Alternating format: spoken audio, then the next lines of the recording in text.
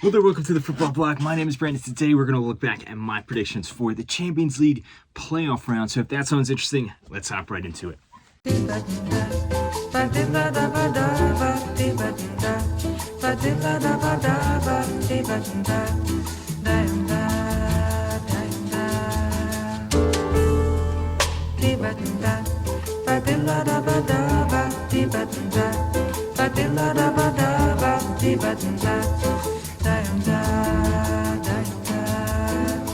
Eu quis amar, mas tive medo e quis salvar. So the Champions League playoff round has come to a close. 8 teams have gone home. 8 teams move on to the round of 16. We finally have our round of 16 complete. But before we go on to that, the official, start of the regular round of 16, let's look back at this playoff round here. There's a lot of stuff to cover, a lot of craziness going, crazy games, some huge upsets as well, multiple upsets. So without further ado, let's hop right into it. And the first match we're going to look at is between AC Milan and Feyenoord. This was a matchup between two teams who have been having very up and down seasons. Two teams that have been great at times, two teams that have been very poor at times. But still, you would expect that Milan, the team with so much more just talent on the field, and then also a team that has so much more, a historic winning culture about them. I mean, there's only one team that has won more Champions Leagues than AC Milan. You would expect them to go through, but that is actually not the case here. Like I said, both teams have been having very up and down seasons, but we definitely did not see the best of AC Milan this time around. In the first leg, it was a performance I think neither team really outdid themselves. Feyenoord came away with a surprise 1-0 victory, mostly in part to an error from Mike Mignon in goal, in my opinion, but still Igor Paixão scored. A player that's been having an underrated season. He's up there in both the goal scoring charts and the assist charts. Not a lot of people are talking about. He's having just an overall great campaign, specifically in the Champions League. But Milan really had just no response to that. I mean, they got themselves into a lot of really good positions, but they didn't create anything meaningful. It was just extremely dull performance from AC Milan. But still, you would think that in the second leg, they would have come back. They would have, hit Feyenoord hard, and it looked like they were going to do so. They scored in the first minute of the game. Santi Jimenez against his former club, who he just left a few weeks ago, didn't celebrate his goal there. And, it looked like, all right, it's only inevitable for Milan racks up a second, a third, and maybe even a fourth goal. But they really didn't. It was, again, an overall pretty dull performance, and it was made even more tough when Tio Hernandez got sent off for a stupid dive. It was a second yellow there. A stupid decision from him, especially a player with such experience, and that really hurt Milan. Like I said, I don't think they were playing great up to that point, but that really, it kind of destroyed their game plan. And then Feyenoord grew into the game. They defended well. They defended well over both legs, but in particular, they defended well here. They had a really good move, great cross, and then Julian Carranza comes up with a goal to put Feyenoord 2-1 up on aggregate, eliminating them. And for me personally, it was crazy seeing Julian Carranza score this goal. I mean, he transferred directly to Feyenoord from my local MLS team. This is a guy that I've seen in person many times. I've seen him score a bunch of goals against all these small MLS teams, and then now I see him eliminating AC Milan from the Champions League. Really cool here. Almost surreal to see. But anyway, as for my prediction for this game, I knew that it was going to be close. Like I said, going into this game, both teams have been having just very inconsistent seasons.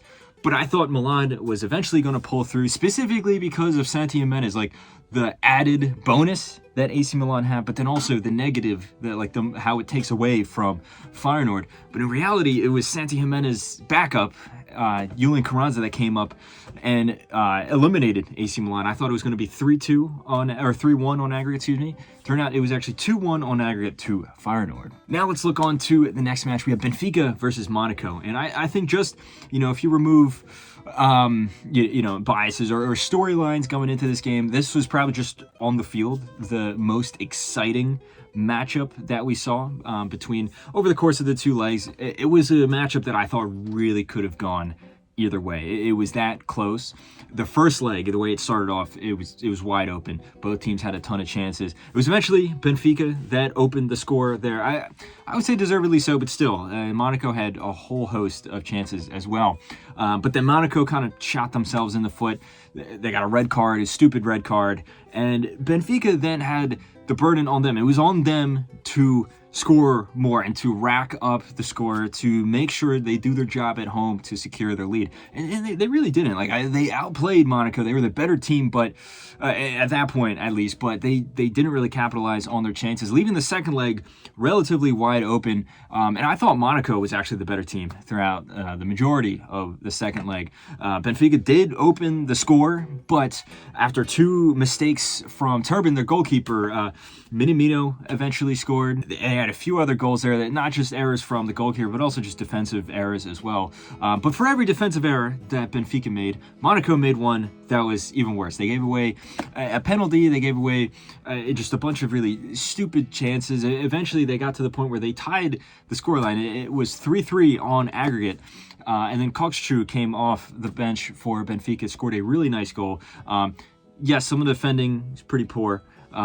Specifically on Thilo Kehrer's part, I think he kind of lost his runner, I would say, in this build-up. He also gave away the penalty for the Pavlidis goal earlier on. But still, overall, great build-up play, great movement for Benfica to score that goal. And then they almost had another.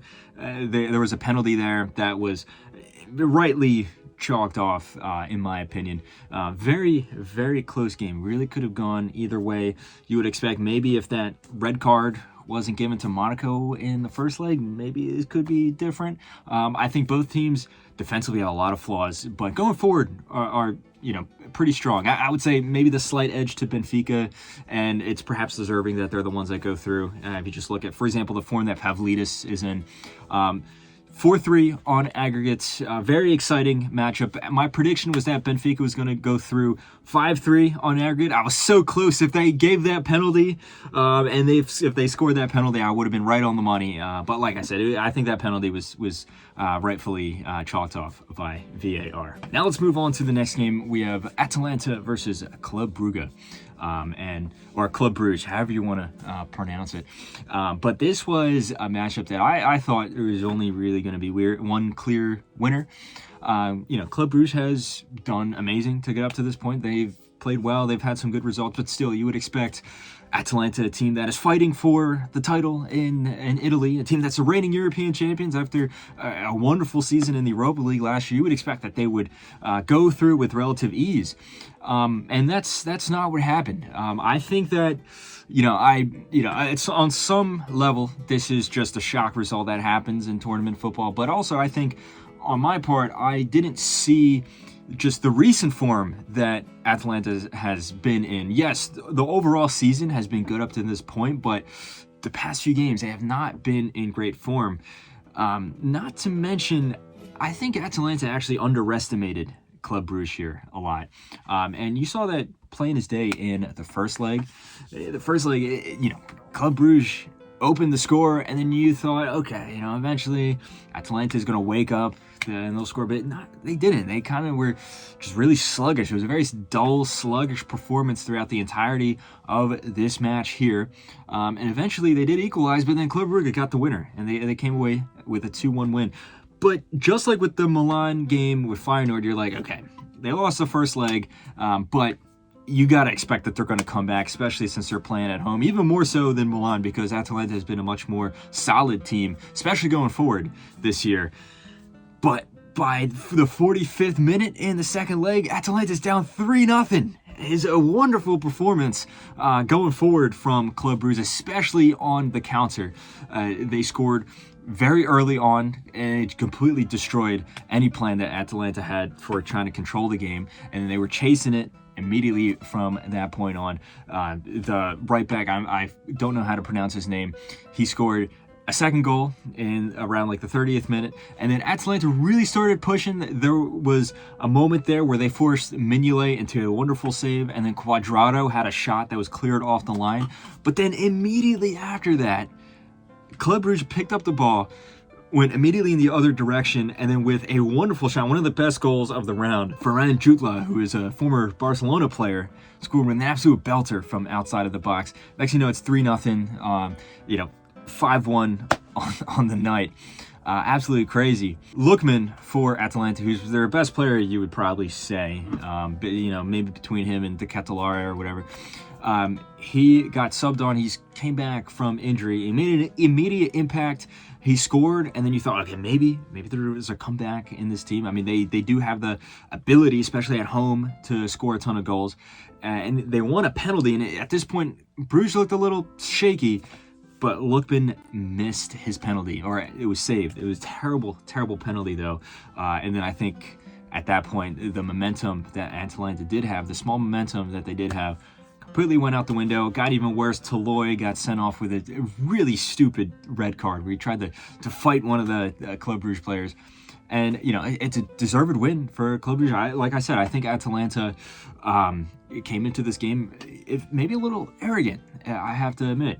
My prediction was actually the complete flip of what the actual scoreline was. I thought that Atalanta would come away 5-2 winners. Club Brugge would come away 5-2 winners. One of my worst predictions, I will admit.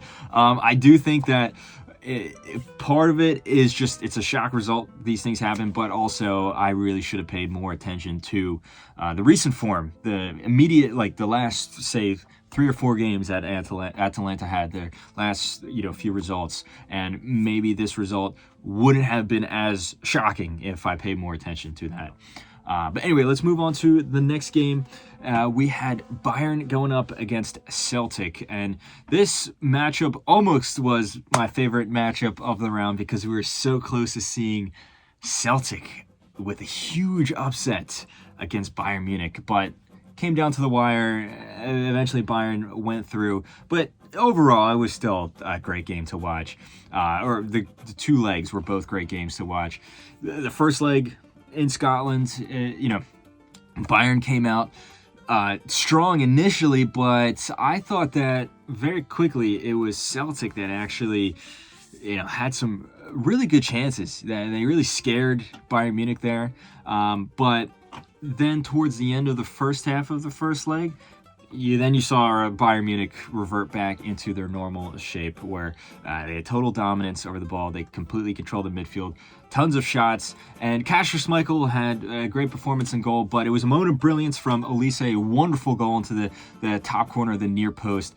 Broke the deadlock. From that moment on, you're like, oh no, this is going to come. It's going to be one of these, massive lopsided victories for Bayern Munich, especially when Harry Kane put in the second goal. You're like, okay, this is it. But credit to Celtic, they came back and they really should have equalized. They should have made it 2-2. They eventually brought it back to 2-1, but they had a whole host of chances that really made Bayern sweat. That being said, they still ended up losing their home leg 2-1. Going back to the Allianz Arena, most people, including myself, didn't really think they had that much of a realistic chance. Yes, this isn't the best Bayern Munich team, but Bayern's Bayern. They never lose at the Allianz Arena unless it's to a top team, and even still, it's very rare that they lose. That being said, I thought from maybe the first minute to maybe around the 70th minute, maybe 65th minute, Celtic dominated the game. I thought they played better. They had a whole bunch of chances. They were really making Bayern sweat. Bayern had their backs up against the wall. They were not playing well at all. And eventually, Kuhn scored, former Bayern youth player there. Now, it's interesting because Celtic created so many good chances, but this goal wasn't really from a really well put together move or something like that. It was from some awful defending from both Upamecano and also Kim Min-jae. These two guys have had a horror show over the course of these two legs. Yes, their team eventually went through, but this Bayern overall defensively, and it's not just those two guys. Yes, in particular, they did not cover themselves in glory. But if you look at the rest of the season, Bayern defensively has been all over the place. Completely atrocious when you look at the high standards that they have to live up to. But anyway, at that point, it was tied 2-2 on the scoreline. And eventually, though, you did feel that Celtic got a little fatigued, which is only natural. They started to kind of grow into the shell where they were just trying to protect their the tie scoreline, maybe try and go to penalties or something like that. And eventually Bayern did crack that shell open. It was such a scrappy goal. It was a great ball into the box from Joshua Kimmich, and then a great header, great run from Goretzka, which was responded with by a wonderful save from Kasper Schmeichel. But the ball kind of just bounced around in the box. Alphonso Davies was in the right spot at the right time, kind of just bundled the ball over the net, and literally the last kick of the game. Bayern Munich go through 3-2 on aggregates. Such a shame. Now, that being said, you do feel that if Celtic had went into extra time, it would have just delayed the inevitable, because it looked more likely that Bayern was going to score at that point. Celtic just looked so gassed.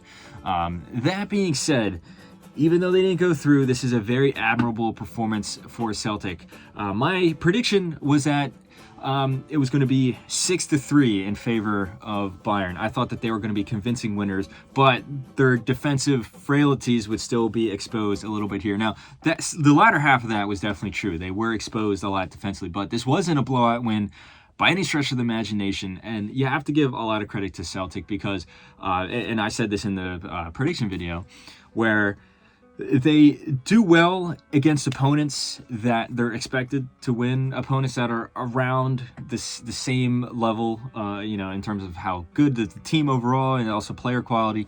But when they go up against bigger teams or games that are crucial, they tend to completely fall apart, like when they conceded 7 goals to Borussia Dortmund, or when they lost to Rangers in the Scottish Premiership. This was not an example of that, and it was just very cool to see Celtic give their all against a giant like Bayern Munich. Now on to the next batch of games. The first one we're going to look at here is Borussia Dortmund versus Sporting Lisbon. Also, two teams that have been having a very tumultuous season, managerial changes, poor runs of form, things like that, but then also some high moments as well. This matchup overall definitely was a high moment for Borussia Dortmund and not for Sporting Lisbon. It could have been different. The way that the opening leg started off, I thought Sporting actually were dominating. They had some really good chances, but they didn't do enough to put the ball into the back of the net. Next thing you know, Borussia Dortmund score, and then I feel as the match went on, especially towards the end of the match, Sporting looked like they had lost all their confidence there. All the morale that they had from the great start to this season was completely evaporated, and Dortmund kind of ran away with it towards the end there. I think the 3-0 scoreline for the first leg is a little generous, considering how good Sporting were in the opening, say, 20 minutes. But at the end of the day, they did kind of collapse at the end there. Now, in the second leg, the onus was on Sporting to get something back. Even if they can't make a full comeback, they have to at least grab a win, claw back some dignity. And they weren't even really able to do that. I think they were the better team. I don't think it was a particularly great performance from Borussia Dortmund, but I mean, the burden is down on them. All they have to do is just secure the massive lead that they had procured in the opening leg. And it fell to a 0-0 scoreline there, meaning 3-0 on aggregate in favor of Borussia Dortmund. Great result for them, especially when you consider the chaos that they've been going through. This is the first win for their new manager, Niko Kovac, as well. My prediction was that it was going to be 3-2 in favor of Borussia Dortmund. I thought that they just have a lot more experience in this competition. I even remember this is a team that was a finalist. And I also just didn't think it was going to be that possible for Sporting to ever hit the heights that they were hitting at the beginning half of the season with Amorim in charge. I didn't think it was going to be this clear of a blowout, though. Not that it was like a massive, catastrophic loss for Sporting or something, but not a good result by any stretch of the imagination, though. There really isn't much positives to take away from this from a Sporting perspective. Now on to the next matchup, and the highlight matchup of the round. We have Real Madrid going up against Manchester City. These two teams that have played each other in every season going back to the 2021-2022 season. They've played each other a bunch of times before that as well. This is one of the budding rivalries that we're seeing in this era of the sport. And this matchup always produces fireworks. There's always tons of goals. There's always crazy moments. For the most part, this matchup was not any different. What is different is that we're seeing this so early on, relatively early on in the competition. You know, we're used to seeing this in semifinals or quarterfinals. Seeing this night before the round of 16 is a little crazy. It's also a testament to, you know, how kind of subpar both teams have been, at least up until this point. The first leg started off very open in Manchester there. Both teams were going at it. I don't think that either team was really able to control the game. It was just like a shootout there. Holland opened the scoreline with a pretty nice goal, actually. A great run from Guardiola as well to contribute to that goal. It looked like the attack was finally starting to click. Jack Grealish, I thought, was playing well up to that point, but then he had to come off the field with an injury. And it still looked okay. Holland was able to score another at this point to make it 2-1 after Real Madrid equalized. And wasn't a perfect performance from Manchester City, but after they grabbed the lead, it looked like the momentum was in their favor. It looked like that they were going to close up shop, that they're going to head to Madrid with a narrow but still very important lead. And then, as we've seen so many times this season, they just collapsed. A big part of this was on Ederson. It's not all on Ederson, but I think a big part of it was on Ederson, in particular for the goal to tie it at 2-2. He had an awful pass, gave it right away to the Real Madrid attackers, and it fell eventually to Brahim Diaz, who scored against his former club there. A goal that really just came out of nothing. Like I said, the momentum more so was in Manchester City's favor, in my opinion. And then a defensive calamity from just the entire back line of Manchester City, including Ederson again, led to a pretty scrappy goal, but a winner nonetheless in the last moment. Yet another comeback. This time Jude Bellingham was the one that poked it into the back of the net. And, you know, you really thought, okay, at this point, Manchester City lost at home to Real Madrid with another, you know, humiliating collapse. The mental damage that had done to this team is something that you can't really quantify into statistics. And you're expecting, there's not really much of a chance of a comeback here. And sure, it's not impossible, but most people, including myself, are just like, okay, this is pretty much it. And that's essentially correct, because Real Madrid completely bossed the second leg. There was no moment, there was no point at which you thought, okay, Man City is mounting a comeback. I think a big part of that was actually on Pep, the way he chose to line up the team. Now, some of the changes were forced. For example, Holland was injured, but just the way he lined up the team, there was no central focal point to that attack there. And as a result, they created nothing. There was a moment into the game, I believe it was around like right before halftime, and the statistics show they had 0 shots. And Mbappe, who hasn't been having the easiest time at Real Madrid, and a big part of that is just because of the lofty expectations here. I think this is a statement performance from Mbappe. He had just a wonderful game, scored a hat trick, and you have to say, you know, all 3 of his goals, or at least the second and third goal, were just amazing. And look, I'm someone that doesn't like Mbappe, but you got to give credit where credit is due. He completely tore Manchester City's defense to shreds here. They had no answer for that, and it's sad to see. You know, this is a team that just 2 years ago in 2023 was the best team in the world, but they have really, really fallen off. Yes, they did grab a goal there towards the end. It was a consolation goal. Means nothing. 6-3 on aggregate. The fact that they conceded 6 goals to Real Madrid is utterly embarrassing. As for Real Madrid, I do think that they are turning the leaf. It does look like, at the very least in the Champions League, things are going in their favor. And, you know, it's the Champions League. Real Madrid's always going to be a threat in the Champions League. As for my prediction, you know, what essentially happened is what I predicted. I didn't think that there was going to be this many goals. I did say I thought it was going to be 4-2 on aggregate. I thought it was going to be a pair of 2-1 wins. I didn't see how dominant of a victory, especially in the second leg for Real Madrid. I didn't see that, but still, at the end of the day, I kind of had the general vibe of this matchup right. On to the next matchup, we have PSG versus Brest. Like I said in the prediction video, this is a matchup that it's very unfortunate to see. Brest is one of, if not the biggest underdog story that we're seeing in this Champions League campaign. The fact that they were even able to make it is crazy. And then the fact that they made it out of the group stage is also pretty cool to see. But for any team to be drawn against, they had to be drawn against a team that they regularly play, that we see them play all the time, and that they also always lose to, and that's PSG. You would expect that have they gone against any other team that they would have had a fighting chance, but not against PSG. My fear was that, you know, they played so confident, they played so sure of themselves in the group stage, that when they go up against PSG here, that League One mindset is going to set back in, and then they're just going to basically roll over. Unfortunately, that is exactly what happened. It's actually even worse. I didn't see it being this bad, because we're looking at a 10-0 aggregate score. Completely crazy. It's very often that you see double digits. And the fact that they didn't even score one, that they were completely, you know, shut out both times, you have to say, it is actually embarrassing.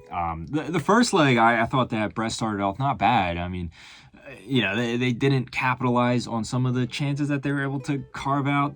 And then PSG came away with, at the end of the day, a fairly comfortable 3-0 win. But that second leg performance, utterly atrocious from Brest. They completely fell apart here. And it's not all on Brest. PSG is also hitting insane form at the right part of the season. Tons of their players are playing really well, whether it be you know, the new signing like Kvaratskhelia. I think he had a really good game. Dembele, again, one of my least favorite players, but you have to give credit where credit is due. He is in amazing form, arguably the best form of his career. And then that midfield for PSG, Fabian Ruiz, Vitinha, João Neves, that is just an amazing midfield. You know, and people like to talk about the stars on PSG, they're attacking stars, but I think, at least in this season, especially since, you know, Mbappe's gone, Neymar, Messi are gone, this is the engine of that team, and they had a wonderful 2 legs here. Like I said, it is an achievement within itself for Brest to make it up to this point. They're already exceeding expectations, but still, losing 10-0 on aggregate, like, yeah, where's your dignity? That is terrible. My prediction was that it was going to be 4-2. I thought it was going to be a pretty comfortable win for PSG, but I had no idea that it was going to be this heavy of a loss for Brest. Now on to the last match. We have yet another upset. We have PSV versus Juventus. This is a crazy game. I will say, you know, I did call this upset here. Like I always say, I always think that there is going to be one crazy upset when you have this many games. And I just had a feeling that Juventus was going to bottle it. I just had no idea that the other 2 Serie A teams in this round were also going to bottle it as well. This was a match that I think was pretty back and forth for most of the tie, I would say. Like the first leg, it was a relatively dull performance from Juventus, but I think that they eventually were able to come out on top simply just because of the more talent that they have on the field. They did open the score with a wonderful goal from Weston McKennie. Now, PSV did equalize, but eventually Juventus did grab the winner again, just because I think they have more individual talent on the pitch. Now, the second leg, though, it swung in one team's favor before swinging another team. Very back and forth, but I thought throughout the end of the match, heading into extra time, most of the momentum was with PSV. I thought that Juventus, usually you saw throughout the season, they had a pretty strong defense. I mean, they went on a crazy unbeaten run throughout Serie A. But the defense did not show up in this particular match here, the second leg. Awful performance, in my opinion. But PSV is a very spirited performance there. A lot of the Dutch teams are playing pretty well. All the eyes are on both Feyenoord and Club Brugge, and also Brest, you would say, and maybe Lille as well, throw the team in there like, as the underdog teams. I don't know if people are talking about PSV, in my opinion. That's what I said in the prediction video, and I think I was proven right here. My prediction was that it was going to be tied 1-1. It was going to be, just a stalemate, but PSV was going to squeak through on penalties. It was pretty close, but I think that it wasn't really a stalemate. I think at the end of the day, PSV was the better team. I would say very specifically because if you just look at their performance that they pulled off in the second half of the second leg, and then also in the extra time period, there was times where they were just pinging the ball around. They were completely outplaying Juventus. Juventus looked out of their depth. Contrast to the first leg where it was pretty close, but Juventus just relied on their star power. Their star power wasn't enough to have an answer to that great performance from PSV in the second half there. Of course, a lot of questions are going to be asked of Thiago Motta. I think it is a little too early to talk about sacking him or anything like that. It's his first season. You got to cut the guy some slack. But still, from an overarching point of view, Juventus has missed out on the past few years of the Champions League, but they fall yet again to a team that they shouldn't in the round of 16. We saw this before, whether it was under Andrea Pirlo, Maurizio Sarri, Massimo Allegri. This is becoming a trend that is pretty troubling from a Juventus perspective. And overall, from a Serie A perspective, there's only one Italian team left in this tournament, and we're not even at the round of 16 yet. Not the best day for Italian teams. But anyway, guys, let me know what you thought of this round. Did you enjoy these games? There were some, like I said, some crazy score lines, some really tight games, and also a significant amount of upsets. Let me know what you thought of all these matches here. If you did predictions, let me know how those predictions went in the comments below. Don't forget to like and subscribe and share this video with a friend. But anyway, guys, my name is Brandon. This has been the Football Bloc, and I hope you have a nice rest of your night. Ba